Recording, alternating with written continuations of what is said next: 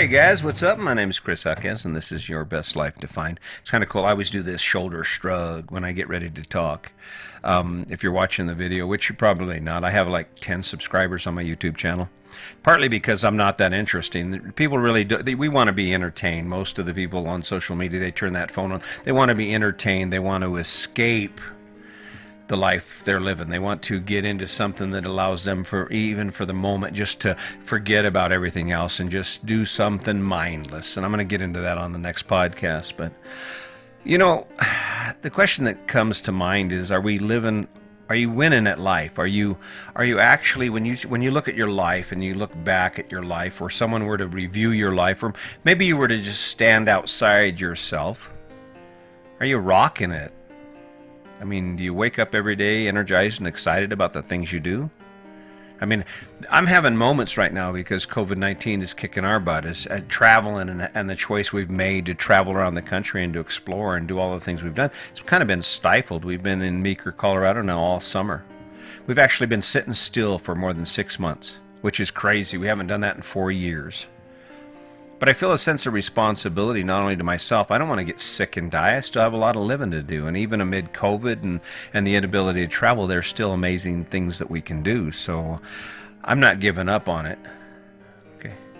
But we're going to find a way to win at this. And I had a conversation with a couple. They pulled into the RV park we're staying at, and I'm starved to talk to people. This is not my domain. I really actually enjoy talking to people, and it kind of inspires me. But I was talking to them, and her name was Mary, and his name was Gary, which was kind of cool. But they're really, really nice people. They were out on a 3-week adventure, and he's about 4 years from retirement, and I believe she's already retired. But and they asked me about our life, and I'm like, well, you know, because she talked about her house and how she couldn't give up her house. And I said, well, you know, let me ask you a question. Take anything you own, anything in your life, any physical thing you have, and ask yourself, face the reality of how it makes you feel compared to this adventure you've been on, this thing you've been doing for the last 3 weeks. Does it even compare? And she goes, well, no. And I said, well, that's what's at stake. See, that's what it's at stake with all of this. You know, when I talk about winning at your life, are you winning at life? What I mean is, when you lay your head down every night, did you live at your best? Are you like, yeah? Are you tired because most of the things you did inspired you and energized you? And you know, that's a difficult concept. Apparently it seems to be, because this is the 81st podcast and people are still reluctant to jump in and actually start asking questions about it. And I'm not sure if it's because it's just not interesting or because it requires too much effort. But I can tell you this, if you are not winning at life, if you don't wake up and feel like you're growing and that things are getting better in your life, that's time that's wasted, and God forbid your life should get worse. I mean, I don't know. This is a lot of work for me. In fact, I got up this morning. I have things to do today, so we're shooting this in kind of early. But I'm actually I actually hesitated on this one because I keep thinking to myself, what does it take? And I realize, I guess maybe I should be telling jokes and I should be laughing and joking but this is a lesson. It's not going to be like watching Saturday Night Live or like watching an Adam Sandler movie. This is about you asking yourself serious questions about how your life is going. And not only that, but what are you missing out on? I mean, that's why social media is so popular, because we feel like we're missing out on something. Even me, even though I haven't been on Facebook or any of the social media platforms, I used to follow it all the time, chase it, and I used to write these extended articles. But what I found was it didn't matter. Hours. I would spend hours putting my heart and soul into an article, and I would post it up on social media. And sure, I would get those sympathy likes, you know, people who know me and they see that I put another article up, so they click a like. I don't need you to like me. I don't need you to be impressed with my story or to be entertained. So, oh man, that dude is funny as hell. I got a goal. I'm debt free. My children are successful. They don't need me. If I were to die today, my kids would be just fine. My grandchildren would be just fine because the legacy that we've established extends far beyond us. Can you say the same thing? That's what we're talking about here. And it's not a fun subject. There's nothing worse than actually looking at your life and having to face the reality or the truth that you're not winning. That you're swimming in the same amount of debt or even more debt than you were a year ago, in spite of making deals with yourself and with your spouse or your partner. Hey, we're going to cut some debt. We're going to start saving money. You're still drinking more than you ever did. And let's just set all that aside. You're not living any of your dreams. I mean, I'm not making this story up. Look in the mirror. How great is your life? Are you winning at it? If you were walking down the street and there was a life for sale, or actually someone was giving a life away and it happened to be yours, would you trade the life? Would you trade the life you're living for the life you could be living? Did that make sense? I don't think that made sense. I guess the other point is that, would you want your life if you had a choice? That's where it starts. I mean, when I talk about living your best life, it's not some gimmick because I want something from you. It's just a pure point. I'm running out of time. I don't know if you look past over these podcasts, these 81 podcasts and the videos, the corresponding videos. I'll tell you, I am probably aging. That's fine. Time is going, man. Time is going. That's all it amounts to. Now, I guess I owe you an explanation, because if I'm going to tell you how do you win at life, well, let's talk about this. You wake up every day, and granted, choices are tight, and let's face it, choices are driven by two things. They're driven by time and by money. You can't, and those are the two foundational tools for choices, but if you're short on money, it doesn't matter. You can still make choices. You can still improve your life and win at life. I mean, if you're 20 pounds overweight and you're not in shape, and especially now with COVID-19, you need some strong lungs. If that shit hits you, you want to have the strongest pair of lungs you can have. It's not going to cost you anything to walk 6 miles a day or 2 miles a day or 1 mile a day. It's not going to cost you anything to stop smoking or limit yourself to 1 drink a night. It's not going to cost you anything to sit your partner down and say, "Hey, listen, we haven't quite been doing this right. Let's start working on kindness. Let's start working on empathy." And if you don't have those tools, for $30, for whatever it costs, for a nominal fee, for less than what it costs to go out to dinner or to order in, you can buy Brene Brown's book, The Power of Vulnerability, and it will change your relationship. It will teach you more about yourself than most people ever realize. That's how you get to win at life. Winning at life is when you get to spend more time playing than you do working. And if you're going to work all the time, then you know at the end of it, there's something amazing out there. Because it's going to go away. You realize that you're not going to be here forever. In fact, there are families right now who are struggling because they've lost someone they didn't plan on losing. That he wasn't supposed to die. He wasn't supposed to die of COVID-19. He was only 36. She wasn't supposed to die. She was only 18. I know that's kind of a sad reference, but that's the reality we live in. And the question you need to ask yourself is the same question I've been pushing for 81 podcasts. Are you living your best life? What are you doing to improve your life? Are you playing? You talk about going golfing. You talk about how you'd like to go fishing. And I used to say, "I'm sorry."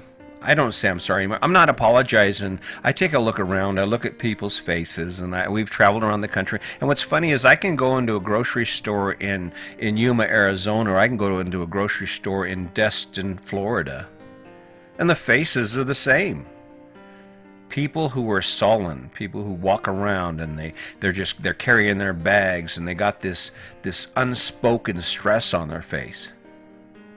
And it's because we do these things, and we do them because everyone does them. We don't do what we do because we love what we're doing. I mean, that's just the truth. And that's where the honesty comes in. See, there's a whole lot of dynamics that are involved, but the question you have to ask yourself is, while you're doing anything, while you're engaged in anything in your life, is there one thing you would rather be doing? And if there is one thing you would prefer to be doing, you're mowing the lawn, you're like, man, I wish I could go surfing. Mowing the lawn, I wish I could go hanging out on my boat. Wish I could go hiking. That's winning at life. When you make that decision, it's a matter of choice. So, I don't know. There's a part of me wants to give up. I've been kind of in a funk right now because we've been working on our own life. I mean, I have to keep moving forward, and I've been spending a lot of time doing things. And the place we're staying in Meeker, it's not this amazing place. I mean, we've been around the country, and there are some amazing RV resorts. I mean, just beautiful. They're almost like parks, and there's all kinds of activities, and they're surrounded by things to do. And you wake up every day, and no matter what you've done, there's a ton of other things you have yet to experience. And so you get into something like this. This is a major sacrifice for us. And I got to say, I'm truly feeling it. I truly feel it. But in amid this, I continue because this is my win. Me sitting down here today after yesterday, had a tough day yesterday, sitting down here today and doing another podcast is a win for me. Because I just have to believe that eventually there's going to be some of you out there who say, you know what, it's not about being entertained. What is he saying? And I'll say it again.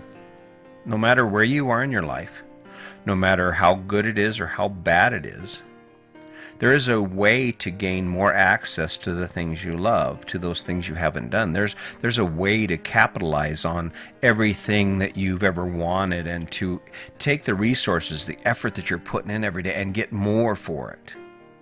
You know? It's almost like the $2 burger day. You don't buy hamburgers when hamburgers are regular price. You wait till it's 2 burgers for the same price, 2 for 1, because you want to get more bang for your buck. Well, when you think about it, the same thing is true with your life. You can accept where you're at. You can accept the fact that you wake up at 5 o'clock every day and you drag your butt out of bed and you do the things you do, and then you come home and you stop by the liquor store and grab your 12-pack and a bottle of wine, whatever it is, and you order pizza or pick pizza up or do what you do, and you get home, and then that's where it ends for the day, basically. Other than sitting outside on the porch and drinking, or maybe taking care of some things you have to take care of. When you could actually do the same thing, except for when your day ends, that's when your day begins. Except for when your day ends, that's when the fun starts. When you're done working and struggling to earn that money, all the time you have from the time you hit the front door of your house until the time you go to bed is centered around winning at life, is centered around playing games with the kids and embracing the things you love to do and learning something new. When's the last time you learned anything that you didn't know? And even more than that, when is the last time you learned something that you applied to your life with the intention of making your life better, of gaining access to the things you love to do? See, that's where it matters, and that's where winning at life comes in. This is not rocket science. It's about choices. I am doing this, but I would rather be doing this. The question is, why not? Well, I don't know. I got a few things to do today. I just had to stop in. I had to let you know that things aren't going great for me because COVID-19 is kicking our butt. We should have been planning on a Florida trip or a Texas trip. And as it is right now, Sandy and we are headed to Grand Rapids, Michigan, unless there's a massive outbreak in COVID-19. We really want to see our children and our granddaughter. And we're sitting on the Grand River, so we'll get there. We'll quarantine for 14 days before we go over and see them because we want to make sure we didn't bring anything bad with us. And then we'll spend our time and we will don those masks and we will social distance. And I'm sorry, we will order food out. We will do pickup, but we're not going to sit in a restaurant. Because even if I'm healthy, even if I don't worry about my health, What happens if I were a carrier? What happens if, because I didn't wear a mask, some grandmother or some mom or some dad or some sister or some brother catches COVID from me? That's part of my winning at life. That's part of that win. It's about giving. It's about caring. It's about not just thinking of yourself, but thinking of your actions and what the impact they can have on other people, especially now. And I don't usually get on this, but I just have to say that before I shut this thing down, because you know you have a responsibility to other people too. Can you imagine if you got a call and it turns out that you're the reason that someone, 1, 2, 3, or 5 people died?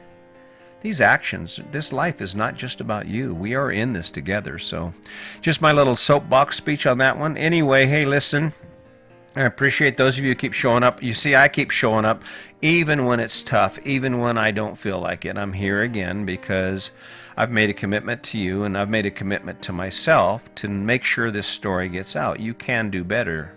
You can wake up to a life that's filled with more of the things you love to do, the things that inspire you, the things that make the struggle you face worth it.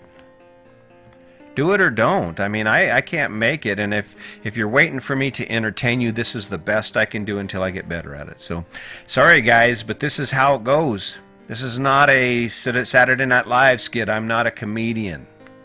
I'm an old guy running out of time just trying to share my story with you before I die, with the hope that maybe someone will figure it out. Someone will say, you know what? I think I can make choices built on who I am within, not on these ideas I've been given, all this information that keeps being forced down my throat. And you can admit it or not. It doesn't really matter. But anyway, until next time, just remember, today's your day. Make it a good one.